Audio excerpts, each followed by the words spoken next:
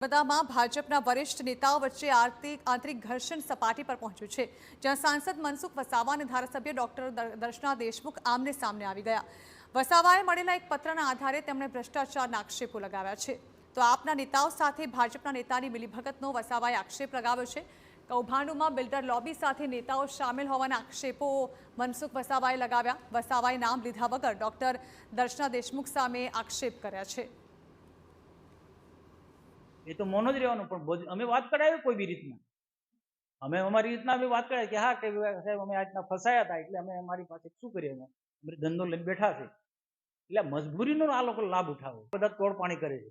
એટલે મેં હિંમત કરી છે, મેં આમાં હિંમત કરી, મારો ભાજપના પણ છે, આમ આદમી પાર્ટીના બધા ની એક મિલીભગત છે. ને હું સ્પષ્ટ કહું કે જે નથી બોલતા આ કૌભાંડ થાય છે એ લોકો બધા મળેલા છે. તો સાંસદ મનસુખ વસાવા સામે ધારાસભ્ય ડોક્ટર દર્શના દેશમુખે પલટવાર કર્યો છે. તેઓએ કહ્યું છે કે આક્ષેપ સાબિત ન કરે તો માનહાનિનો દાવો કરીશ.